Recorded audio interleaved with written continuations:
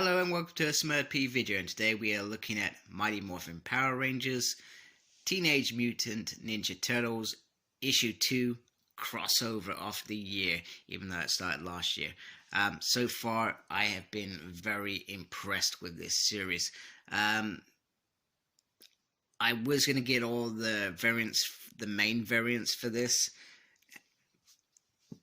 as well as some of the other extras, but I've decided that there are so many nice covers with this that I've decided that I probably go downplay it a little bit, because I spent probably a ridiculous amount of money over Christmas like most people, and I've just brought a couple other things which were probably a little bit more important than getting some variant covers. But I would like to get some of the Shredder ones, because I think that they're really nice, and I've just seen today that they're doing a second release of issue 1 and 2, with Shredder holding Jason's helmet and Shredder holding Trini's helmet, which I think is cool.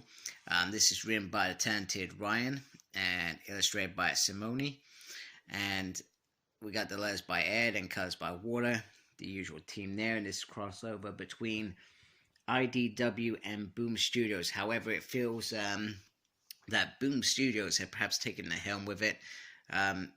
Mainly, I don't know why, but that's what it feels like. But they're working together anyway.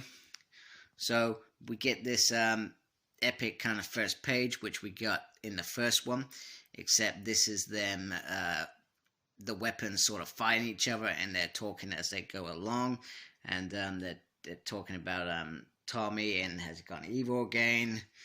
And Donnie says, "I'm a fan." He's like, "Shouldn't you know?" He's like, "I'm not that big a fan." Anyway, the Rangers openly say, "Well, we don't think that these are Rita's monsters. Why don't we stop, etc." However, Raph is still interested in taking on the Red Ranger, and the others just say that's how he makes friends.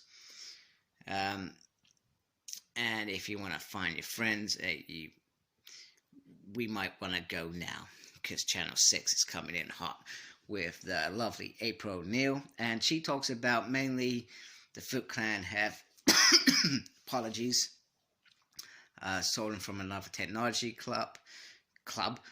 company, and that the Power Rangers have been spotted in town, and are they going to help save them? And this dude, who I'm not sure who that dude is, camera dude, says, "What about your friends the Turtles? You didn't mention them. You can't keep them hidden forever," sort of thing. So back on the Technodrome, the Shredder, and it's quite cool. I really dig the art there. The Shredder is taking his offering from Tommy, who we don't know why he's joined the Foot Soldiers yet, and he says, "You will be part of my elite guard, and your life is mine now," sort of thing. So he's your enemy master, which is quite sinister.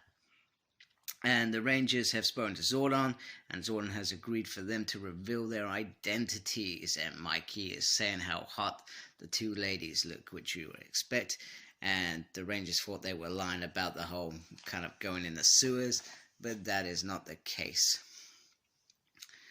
And it's just insane to see these guys together anyway.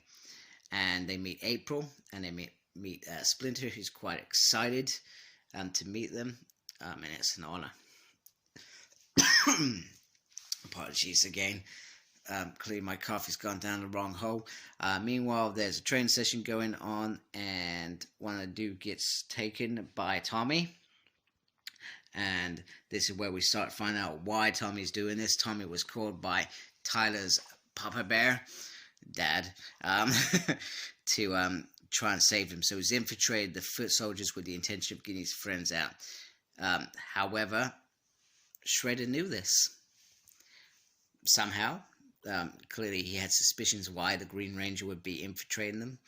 And Tyler was set up as, if you want to be part of the big team, you gotta take him out when he asks.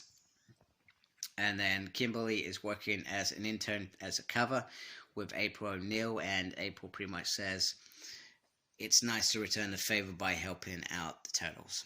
So it's quite cool. Okay, so Donnie and Billy have a little contest of who's doing the better things, which is it's just a filler, I think. Meanwhile, Kara is about to infiltrate this place, and she says, "Be aware of surprises." And then, boom! The Power Rangers and Turtles jump straight in, and it's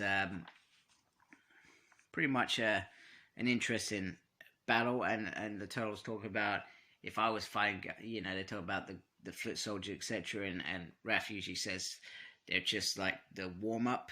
They're not the big thing. We usually get a Rat King or Rock Soldiers invading. Meanwhile, we've got to try and stay hidden. But if they see us, they usually run as well. And it's kind of a bit terrible. And then they start talking about pizza and what favorite pizza is. And it gets a bit silly. And it's what you would expect from a Turtles conversation. Meanwhile, the two leaders, Jason and Leonardo, take on Kara, and they're talking about stances, and if they're not careful, they'll be cut away. And pretty much Kara says, "I will finish you with my move, and you're easy." Meanwhile, Trini just throws what looks like a frying pan, and boom, she's out for the counts. Quite straightforward. And then they try and convince her to take them to the Technodrome, and she is not having none of it. And she says, "I will not betray my people." Pretty much.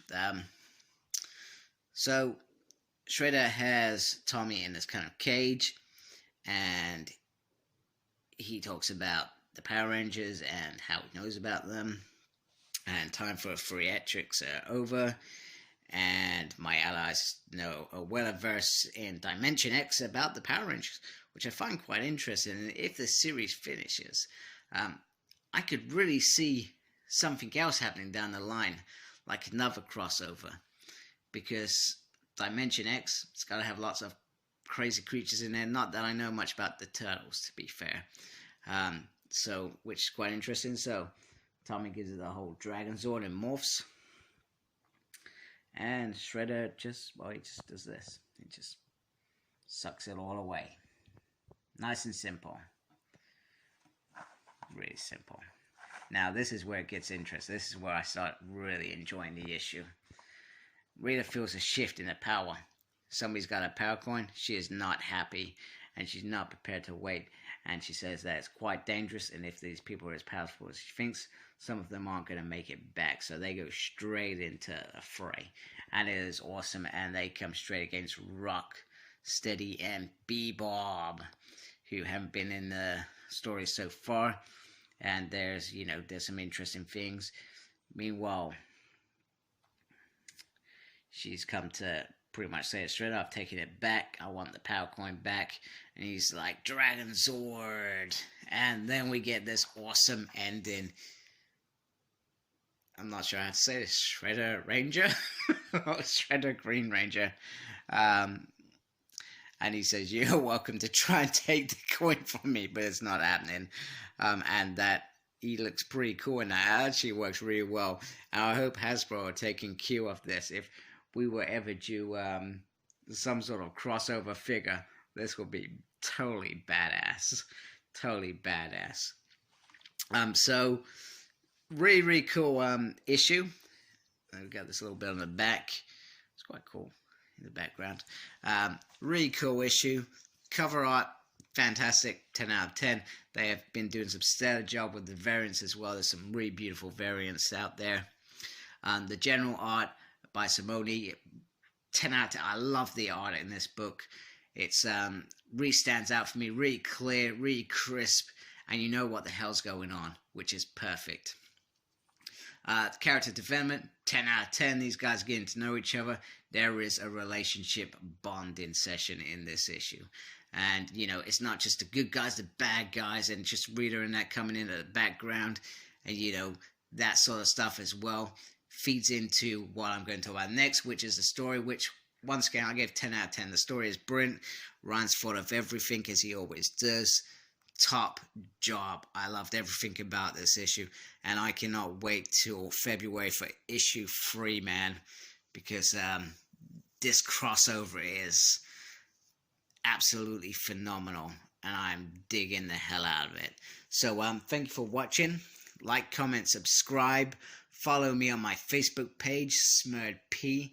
Follow me on Twitter at SmurredP. Just so you know, I got this from Forbidden Planet in the UK. So if you're in the UK, you can do subscriptions or buy individual issues. So I do it that way. With the Turtle crossover, I try to buy an individual issue as well as a subscription, because otherwise you won't get this review till the end of January, which sometimes people I find waiting for me to talk a lot of gibbly boop. Some people want. But anyway, let's wrap it up. Embrace the geekiness. Take care. Goodbye.